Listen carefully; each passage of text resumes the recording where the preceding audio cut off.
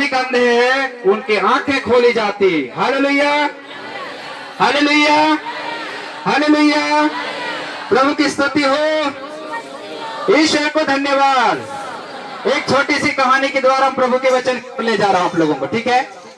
एक बार एक गांव में बहुत भयंकर अकाल पड़ा, ठीक है, और अकाल पड़ा और यहाँ के लोग मरने लगे। ये कटिहार जिला के लोग मरने लगे। कैसे? सबसे पहले पशु मरने लगा, क्योंकि पानी नहीं बरसता है तभी ना अकाल होता है। तो अकाल हो गया तो सबसे पहले क्या मरेगा? पशु। और पशु जानवर में जितने भी रहेंगे, घास, जब पानी नहीं होगा तो घास नहीं होगा, घास नहीं होगा तो जानवर नहीं बचेंगे, जब वो जानवर नहीं रहेगा तो हमारा भी जीवन खत्म। जब पानी हम मैनेज करते हैं कुछ दिन, उसके बाद में क्या होगा? बाद में धीरे से सब खत्म। इसीलिए सब कुछ खत्म होने लगा और लोग त्राही त्राही मच गए।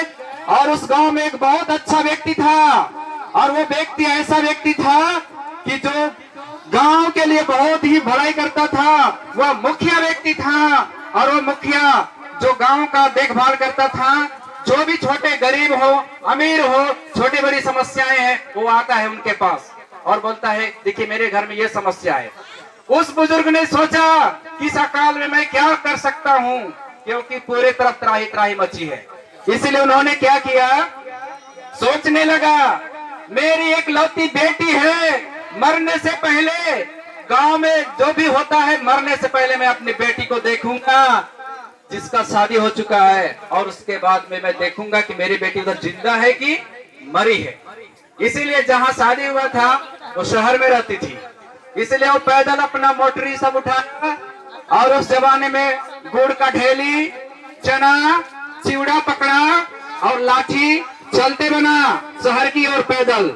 और जब पहुंचा वहां तो शहर में सब लोग देखा कि वहां पे उतना ज्यादा कोई खराब स्थिति नहीं था, और इसीलिए उन्होंने जाके पूछा बेटी तो कैसे हो? तो बोलते पिताजी आपको कोई क्या कुछ गड़बड़ है क्या, आप क्यों ऐसा सवाल पूछ रहे हैं आकर के? तो उन्होंने कहा कि देखो गांव में त्राही त्राही मचा है, जानवर मर रहे हैं, नदी सूख रहा है, तालाब सूख रहा है, चापाकल सब पानी नहीं आता, अब तो लोग भी मर रहे हैं, और मैं इसीलिए आपका खैरियत लेने आया हूँ, देखने आया हूँ कि आप मेरी एक लौती बेटी हो, जिंदा तो हो सही। इसीलिए उन्होंने जाके खरी खुटी पूछा, दुखम सुखम पूछने के बाद में उन्होंने जानना चाहा कि तुम लोग पानी कहाँ से पीते हो। पता है उसकी बेटी ने क्या जवाब दिया? शहर में रहने वाले लोग, आप लोग आज कुछ शहर में नहीं भी है तो इधर भी आप लोग आप जान गए हैं, गांव गांव में क्या लगा हुआ है? टूटी लगा हुआ है ना, ठीक ना, जोर से बोलिए, क्या लगा हुआ है?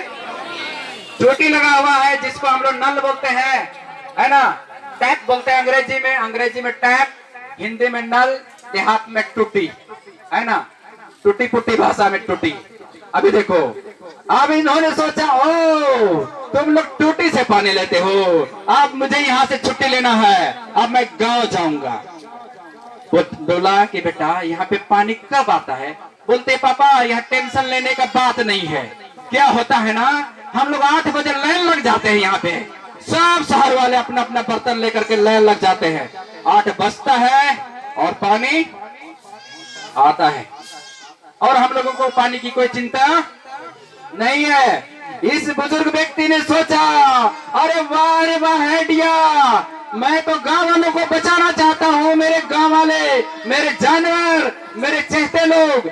दौड़ा उन्होंने और दौड़ते दौड़ते गया अपना गांव वापस।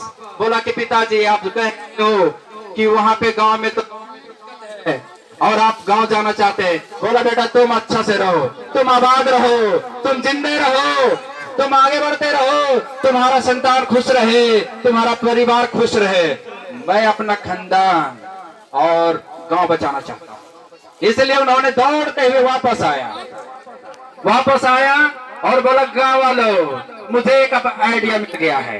क्या मिल गया है? आइडिया मिल गया है, मुझे तरीका मिल गया है। अब मैं मरने नहीं दूंगा किसी को, अब जानवर नहीं मरेगा और आप लोग को भी पानी का दिक्कत नहीं होगा और आप भी नहीं मरेंगे। तो उन्होंने क्या किया, शहर से इतना बड़ा टोटी खरीद के, बस एक टोटी था इतना लंबा लोहा, पकड़ करके दौड़ते आया और बोला कि जाओ वहां पे लोग शहर में उन लोग बोलते हैं सीमेंट, बोलते हैं सीमेंट ले आओ, फिर पानी लाओ, बाली लाओ, मिक्स किया, इतना ऊंचा बनाया लोग जगह, उसमें टूटी को फंसा दिया और बोला बेटा लोग, मेरे बहू, मेरे खानदान वालों, मेरे गांव वालों, कल सुबह कितने बजे आ जाना? कितने बजे? 8 बजे आप लोग आ जाना। यहाँ पे क्या मिलेगा? क्या मिलेगा? पानी मिलेगा। आ जाओ, आ जाओ सब पानी लेने के लिए। आप सब क्या होगा? खलबली मच गया गांव में। बाप रे, ये बुजुर्ग व्यक्ति मेरे खानदान का है और हम लोग उसके नाती पोते हैं, तो सबसे पहले लाइन किसका लगेगा? अपने खानदान वालों का लाइन लगेगा। इसके पीछे दूसरे लोग लाइन लगाएंगे, पहले हम लोग। और इसलिए सब लोग बर्तन लेके लाइन लग गया। 8 बजा, लोग घुमा रहे हैं। 8 बजा और लोग टैप खोला, टूटी खोला, पानी आया। क्या बोलते हैं आप लोग? पानी आया कि नहीं? आप लोग हमको नाराज कर दिए। पानी आया कि नहीं? आप लोग क्या बोल रहे हैं? मुझे नहीं समझ में आ रहा है। नहीं आया? आया कि नहीं? आया कि नहीं? नहीं आया। जोर से ताली बजाइए। हालेलुया।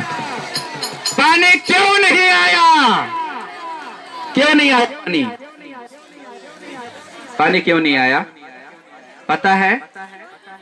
पानी आने के लिए टूटी को क्या करना चाहिए? क्या करना चाहिए? कहां ज्वाइंट करना चाहिए? अच्छा, बोरिंग में ज्वाइंट करेंगे तो हो। इस प्रकार हम लोग देखते हैं कि हमारा जीवन का जो पाइप है वो अगर ईश्वर से जुड़ा नहीं हुआ रहता है तो हम लोग कुछ भी नहीं कर सकते हैं। सिर्फ मोटर से पाइप जुड़ा रहने से कुछ नहीं होता है। उसमें हमें मोटर के साथ में बोरवेल होना है और उसके साथ में टंकी होना है और पाइप जुड़ा होना है, टैप कसा रहना है, तभी होता है। तो विश्वास में भी हमारा जीवन ऐसा ही होना है। परमेश्वर के साथ में हमारा रिश्ता जब तक ईश्वर से जुड़ा नहीं रहता है और हम लोग उसमें कर्मबद्ध लगे नहीं रहते हैं, तो जब हम विपत्ति में रहते हैं तो प्रभु हमें मदद नहीं करता है। क्योंकि जो बाइबल की शिक्षा है वो हमारे लिए मूर्खता का कारण नहीं बनाती, बल्कि वो बताता है कि ईश्वर के साथ हमारा संबंध कैसा है। अगर हमारा संबंध सही है तो हमें अवश्य ही उचित समय में हमें सहायता मिलती है। इसीलिए हम लोगों को अपना संबंध परमेश्वर के साथ में अच्छा से बना के रखना चाहिए। और हमारे जीवन के जितने भी मुसीबत हैं, परेशानियां हैं, ईश्वर हमारी प्रार्थनाओं को सुनता है जब हम अपना परमेश्वर के साथ अच्छा कनेक्शन रखें। क्योंकि जब तक हम कनेक्शन सही नहीं रखेंगे तो करुणा में ईश्वर हमारी प्रार्थनाओं को कैसे सुन सकता है। तो एक भला व्यक्ति हम लोग जानते हैं कि कैसे परमेश्वर के साथ अपना रिश्ता को कायम करना है। उसके पास जाने के लिए रास्ता हमें स्वयं तैयार करना है।